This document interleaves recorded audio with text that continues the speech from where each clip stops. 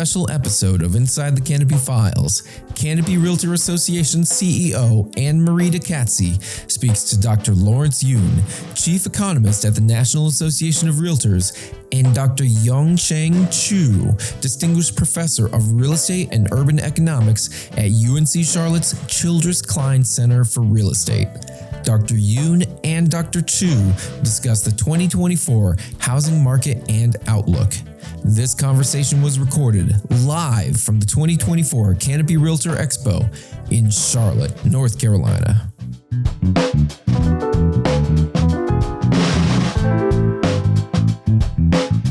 Hi, I'm Anne-Marie DeCatsye, and I'm the CEO of Canopy Realtor Association, Canopy MLS, and Canopy Housing Foundation.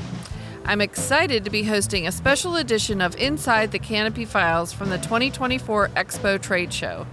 I have the pleasure of talking to Dr. Lawrence Yun, Chief Economist at the National Association of Realtors, and Dr. Yongqiang Chu, Distinguished Professor of Real Estate and Urban Economics at UNC Charlotte's Childress Klein Real Estate Center. Thank you both for being here today and presenting later. We are happy to have you both here with us, arming our agents with information and intelligence about what to expect with the housing market this year. I'd like to start with Dr. Yun, and since your perspective tends to be national, I'd like to get your take on 5 key indicators and then get your outlook.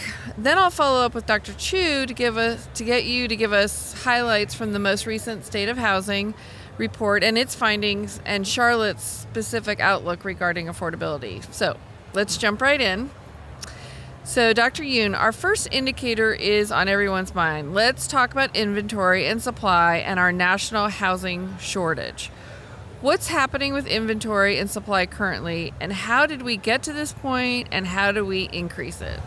First, Anne-Marie, thanks for inviting. Great to be here in Charlotte.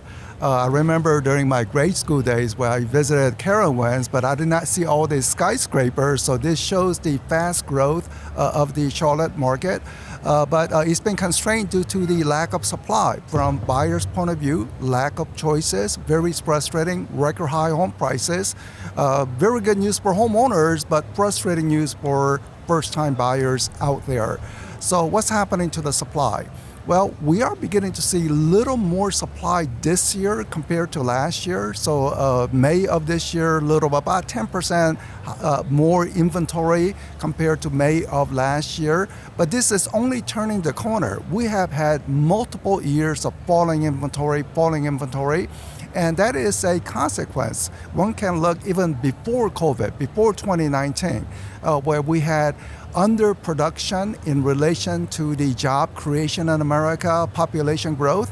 When there is people, we need housing, but we were underproducing housing. Consequently, this is where we are, the accumulation of all this underproduction.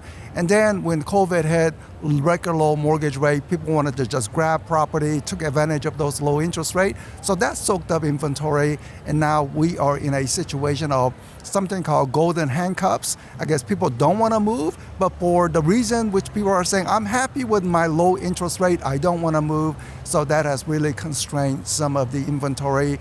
But now we are beginning to see more inventory. First, builders have ramped up some production, but also life-changing circumstances.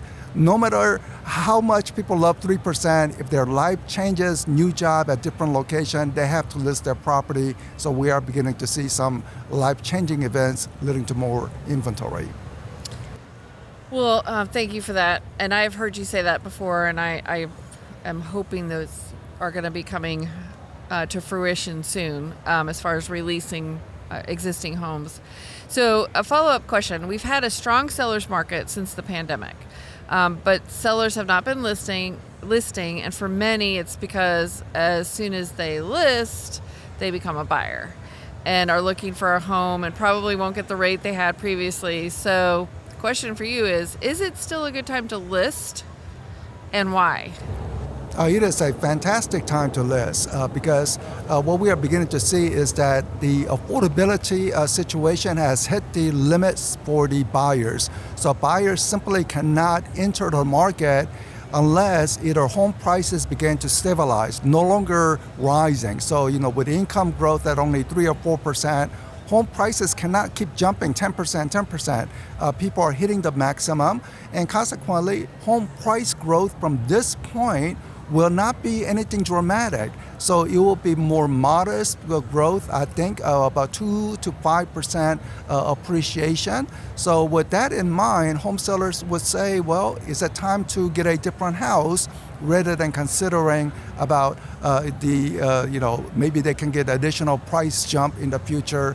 So given that multiple offers are still lingering in the marketplace, and we know housing market is always cyclical. There are times when it's a buyer's market, abundant supply, one do not want to face that situation. So given right now still more limited inventory, is seller's market. So sellers listing would be a good chance to get more exposure. All right. So since we've discussed sellers and new listings, let's address buyers and pending sales or buyer demand. Locally, demand has been somewhat steady, but certainly not where it has been before the pandemic. Lately, we've seen this indicator rise when rates move lower and fall when rates move higher. Why is this an important indicator, and is there any danger of buyer fatigue? So buyers are saying they are beginning to question whether to enter the market where they cannot get additional finance resource if the mortgage rate rises. Mortgage rate decline, they can enter the market, so that's why you are seeing a little fluctuation in pending, depending upon the movement of the mortgage rate data. So far, there's no indication of recession, meaning that job cutting situation. So anytime there's job cutting situation, then of course pending contract will fall because one has to have a steady job, steady income in order to buy. So I think right now this affordability maximum condition for especially the first-time buyers. So if the prices keep rising, mortgage rate keep rising, pending contract, there's only one direction, which is a negative. It's going to go down. So the next indicator that's probably on everyone's mind is prices, which you've somewhat addressed, but the national median sales price of a home this past March topped $397,200, and this is up 4.7% compared to March of 23. Is this the highest on record, and how do we continue to address affordability for workforce buyers and first-time buyers? Any advice to those groups and then buyer agents representing them? It is a record high home prices for the month of March. And also just a few days ago, we had an April data also hitting the highest ever for the April.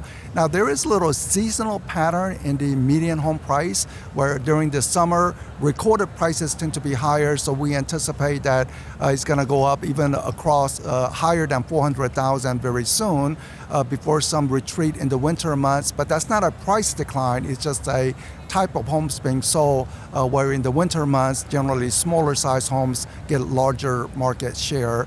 But nonetheless, I think what one has to address is that home prices jumped tremendously past 3 years, and only way to get the prices to moderate is to get more supply. So either trying to provide some, say, tax credit incentive to build more starter homes, or sometimes government provides some of the publicly owned land to say to the builders, okay, we will offer land, but in return build more affordable housing because land costs could be quite significant. So if some government official recognize that you need some affordable housing, that would be a way to move.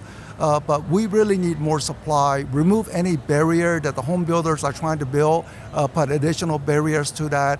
That's going to further boost home prices. But at the moment, home price growth has been good news for homeowners, but terrible news for home buyers, and home sales will not click along if we continue to face affordability challenges. So more supply, any policy to bring more supply will be a good thing. So I'm going to go back to the last question, which is any advice to buyers, agents representing first-time and low-income home buyers? So for the buyer agents, first, what we find is that surveys and the buyers are saying, I love my realtor who has provided the service. Among those successful first-time buyers who were able to get in. So any first-time buyer who want to do a solo, well, it's going to be very difficult. And, what do you get advice? And certainly one do not want to be taken advantage by the home sellers or the other people who have professional representation versus someone who's trying to do solo. So first, work with a professional, have the professional on your side in terms of negotiation, finding the right property. To build wealth, one has to have a property, even though it may not be their dream home, starter home. Wait a few years, trade up, then trade up later. This is the old-fashioned American way of steadily building wealth, improving life. So for the buyers, first work with a professional and see how that works. And for the buyer agents, show your value, demonstrate your value, because you are of value to those buyers. Absolutely. Now we're going to address the elephant in the room, and that's affordability. So Dr. Chu, can you talk a bit about the highlights from the 2023 Study of Housing in Charlotte report and your key findings regarding supply and affordability, or the growing lack of affordable housing in the Charlotte MSA? But I think at first we kind of need to define affordable. So in most of our studies, we will define affordability. Let's say you spend less than 30% of a gross income, that means the house is generally affordable. And so in our study, the State of Charlotte Housing Report, we find affordability is going to be a very, very significant problem in this area. And the prices, everybody knows prices have increased significantly. And obviously, interest rate also increased very significantly in recent years. So we have several indicators of affordability. So one indicator we look at is the median household income, the median house price to median household income ratio. We call median multiple. So old convention will say if it's below 3, it's very affordable. If it's between 3 and 4, it's kind of already a problem. If it's above 4, it's definitely unaffordable. So in the Charlotte area, 2022 is the first year we see that median multiple is above 4. And it's rising very quickly. Last year, it's above 4.5. So that's one indicator of housing affordability in the area. The other thing I want to say is if we combine the income data and still consider like spending less than 30% gross income as affordability, 60% of Charlotte area households cannot afford a house that is priced at the 10th percentile, the lowest 10th percentile. And more than 80% of households cannot afford a house that is priced at median. So that's an affordability crisis coming. So follow up, the median sales price in the Charlotte MSA reached $407,000 in April. And that's 5% higher than April of 2023. So recently we heard about prices falling in Florida and Texas due to growth in inventory. Sellers don't want to see prices fall, but buyers don't want to see prices increase to the point of being out of reach. There has to be some balance though. First, do you see that possibility of prices falling here in the Charlotte market, and how do we keep prices from increasing too much? So I actually do not see the prices gonna decrease anytime soon in the Charlotte area. Several things that are probably different in this area. We still have a lot of people moving in to the Charlotte metro area. So our report shows that over the last several years, every day about 120 to 125 people moving to the Charlotte metro area. And of course, when people move in, they need more housing. So the demand is going to be very strong going forward, and the supply is going to be very limited. So the kind of supply I'm talking about is really net supply. So net supply comes from new construction, right? So our report finds that since the Great Recession, Charlotte, and this is probably similar to elsewhere in most metro areas, has been underbuilding. Dr. Yun has already talked a little bit about that. Charlotte started to kind of do a lot better in 2018, 2019, where we built a lot of houses. But the COVID pandemic almost completely changed that. The 2 years of COVID, 2020, 2021, alone created a deficit of about 10,000 housing units. And our report estimates that we are currently at least have a shortage, a deficit of about 30 to 40,000 housing units. And this area is adding about 30 to 40,000 units every year. Okay, that's not even enough to accommodate people moving in, not even to cover the deficits created in previous years. We need to build additional maybe 7,000 to 8,000 units every year if we want to solve this problem anytime soon.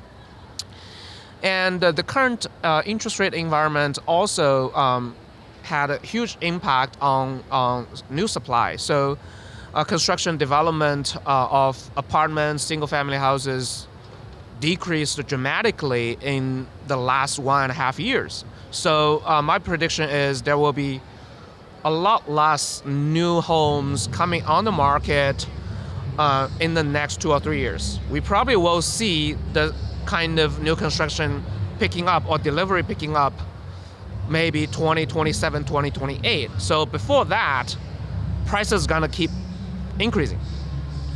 And do I have a solution to that? So how do we address that? I often tell people my answer is always, yes, it's very easy to address that, and no, it's gonna be very, very difficult to address that, because we know how to address that problem. It's to increasing supply, to increasing construction, to increasing development. But the harder part of that is how. And in this area, many small towns in surrounding Charlotte, they have huge pressure in terms of infrastructure. That's why they are significantly restricting new development. It will take years to go through this permitting process for anybody who can build anything in many of those small towns. I think that's going to be a significant concern, so it's not easy. Yeah. Dr. Yoon, do you have any suggestions on what solutions from a policy standpoint could help increase the lack of affordability? One thing that we are doing at National Association of Realtors is that talking with members of Congress, and thank you Realtors who are very active politically, engaged with the local association and trying to get that information, is to lift the capital gains exemption, the $250,000 for a single individual, $500,000 for a married couple. Everyone is familiar. In the past, people said, buy a home, and when you sell a home, that money is all yours. Don't worry about it. Well, given the price increases across the country, more people are hitting the limits, and it leaves a really bad taste in people's mouth in terms of what? I sell my home, and I have to pay certain portion to the government, and they say, no, I'm not going to list. So, that restricts some of the supply. So we're trying to say just keep it with the CPI, Consumer Price Inflation Index, so that number, $250, $500,000, which has not been changed for 25 years, at least indexed to inflation, so fewer people will be caught in that, which means potentially more listing. The other part is to say give some tax credit incentive for small mom and pop real estate investors who may be willing to unload 1 or 2 property onto the market with the condition you sell it to owner-occupant, meaning first-time buyer, and if so, you get some kind of tax credit. So we get a little more inventory that way. So rather than being an renter community, one wants to turn it into home-owning community by releasing more inventory. But as Dr. Chu said, we have to build more. We have to have new fresh supply. Sometimes, consider commercial real estate, underutilized commercial real estate spaces, empty office building. Can it be converted into residential units? Of course, there's cost involved, but one can compensate that cost with tax credit or some government funding. So one is to look at all solutions, but it's really about bringing more supply. Great. So I know you have an opinion, Dr. Chu, on some of the policy standpoint that we could do to address affordability. Yeah, so anything that can incentivize development will be helpful, and small and large. And also the other things we see from our report is the kind of demographic changes we are experiencing in this area. The household size is dramatically decreasing. So we probably need to give a little bit more incentive to develop the smaller size houses, apartments, anything help. Awesome. So this question is for both of you. So finally, perhaps there's relief on the horizon, maybe as early as September from the Fed in the form of a rate change. What are your thoughts on the rates and your outlook for this year and next spring? And I'll start with Dr. Young. Mortgage rate has been at near 7%, little above, a little below in the past few months. But I think by the year end, it's going to be a little bit better, meaning a little lower, not drastically lower. It's not going to be 4% mortgage rate or 5%, but we may reach 6%, or if not at end of the year, certainly by next year, because Federal Reserve is delaying the rate cut. So maybe it's going to be the first rate cut in autumn, or maybe in the November after the election possibility. But whatever delay is simply getting pushed into 2025 for that 6 to 8 rounds of rate cut, in my view. So that's why I believe that we will have a little lower mortgage rate environment, improves affordability, but we cannot increase housing demand without increasing housing supply. So we also have to address the supply situation. But it will be limited in terms of how much it can decline because of large federal budget deficit. Government is borrowing so much, that means there's little less mortgage money out there for lending. Consequently, people should consider 6% mortgage rate as potentially new normal, say from autumn, winter, and as we go into 2025. Yeah, I mostly agree with Dr. Yoon's assessment. It looks like most people predict now there will be at most one rate cut this year, and it's not going to be dramatic. And mortgage rates is long term. Even if we do have rate cuts, the effect on, let's say, 30-year mortgage rate will be not large, right? And I also agree with Dr. Yoon. The old good days of 3% mortgage rates are gone. So people who are waiting to get that 3-4% mortgage rates, that will not happen probably for the rest of my lifetime. So you have to adapt to the new normal of 5 to 6%. If we ever get 5, it will be already very, very good. So do not make that expectation that mortgage rate will fall, and then make your buying or selling decisions based on those unrealistic expectations. It's not going to happen. So I think probably we will see more rate cuts next year, but it really depends on the inflation. Of course, I have a lot to say why Fed is so insisting on hitting that 2% target with no legitimate reason why 2% is not a magic number. What's the huge difference between 2%, 2.7%? That's another question. But we probably not going to see dramatic rate changes in the next 1 or 2 years. Well, I know I've certainly learned a lot, and I know our audience has too. Here's to hoping for a better second half of 2024 for buyers and sellers. I want to thank you both again for being here at the 2024 Expo and for joining me today for Inside the Canopy Files podcast. This has been a great conversation, and thank you both. Thanks for having me. Enjoyed it.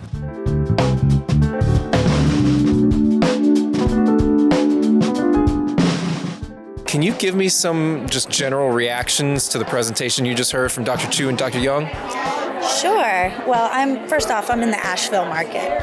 So the numbers that they had to share were even more extravagant in my market.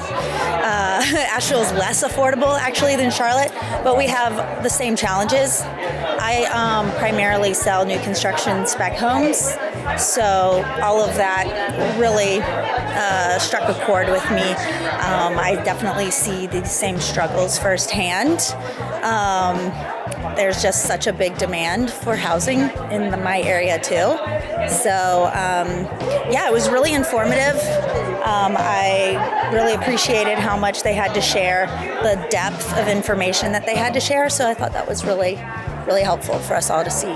So Devin, can you give me some of your just gut reactions to the presentation you just heard from Dr. Chu and Dr. Young? Anything about housing affordability in particular? Yeah, it's definitely a big problem with the inventory rates and everything. And I think it's pretty shocking about how builders are having great success and it's not carrying over to the agents. I think it's just something to keep in mind and realizing what is needed in the market. It's kind of a big tale of what's happening and what is needed.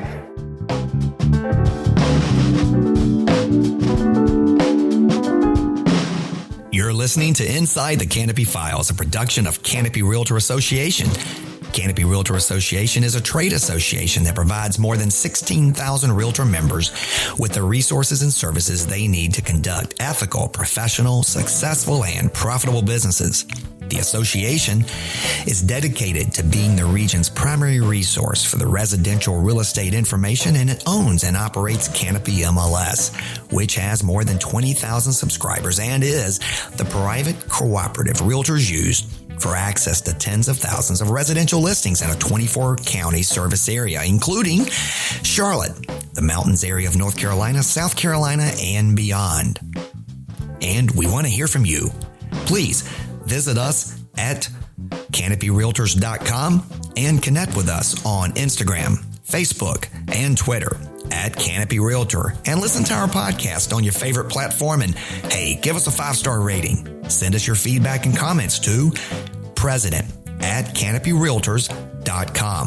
Thanks again for listening to Inside the Canopy Files. We'll see you next time. Inside the Canopy Files is produced by Canopy's Marketing and Communications Department and Andy Go of Gojo Studios.